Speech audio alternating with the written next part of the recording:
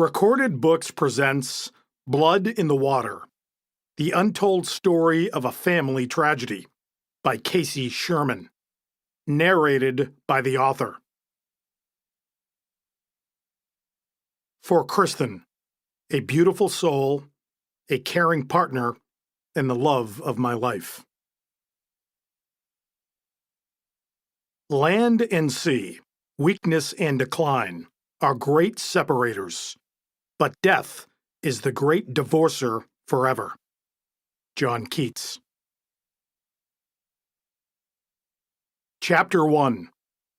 Monday, September 25, 2016.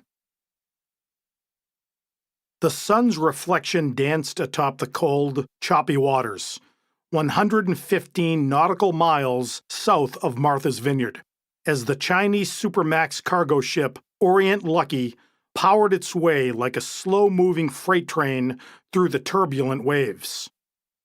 The Orient Lucky had just departed Providence, Rhode Island, and was in the process of shifting its ballast, moving it from one side of the vessel to the other before making its way north to Boston, Massachusetts, for refueling. From there, it would continue on to Canada and the Bay of Fundy in New Brunswick to pick up tons of scrap metals at the American Iron and Metal Terminal in the port city of St. John, over 1,500 nautical miles from its current location. The Orient Lucky would then sail to Turkey and make several more stops before eventually heading home to mainland China, where crew members looked forward to planting their feet on terra firma and enjoying the warm embrace of their loved ones after 9 long months at sea. The journey had been uneventful thus far, no different from countless other scrap metal runs along the east coast of the United States, continental Europe, and beyond.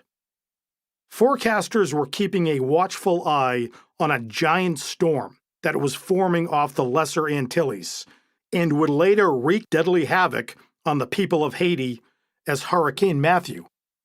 But the Orient Lucky was hundreds of miles outside the danger zone and was expected to reach port in Boston in 2 days' time. To stave off boredom, one young crew member stretched his legs and took a stroll on the sun-splashed deck, which was the length of more than 2 football fields. The temperature had reached the low 60s by mid-afternoon, but a gusty wind made it feel much colder, especially on the open deck of the Orient Lucky. The sailor lit a cigarette and blew smoke on his hands to keep them warm. The crew had just turned over the watch, which meant that the ship's captain, Zhao Hengdong, was back on the bridge. The sailor knew that he could not dawdle for long. Captain Hengdong was known as a good and fair captain, but he was also one to lean hard on his merchant mariners if he saw that they were not actively engaged in their duties.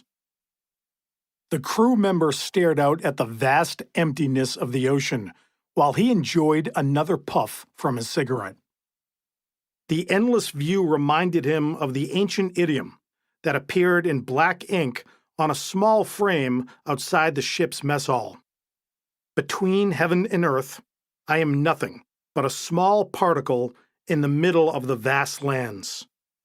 Even the 7 seas together are nothing but a small grain of dust in the universe.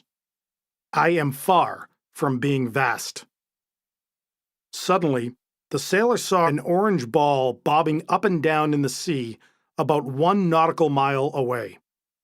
He then heard the shouts of his fellow sailors and quickly turned toward the commotion as a group of men lined up in rescue formation. He flicked the cigarette into the choppy water and joined them. On the bridge, Captain Hengdong could hardly believe what he was seeing. After clocking in, the captain had inspected the ship's ECDIS, the electronic chart display and information system, which displayed. To keep listening to this audiobook, I've left you a link in the description so you can do it, at no cost thanks to Audible's 30-day free trial.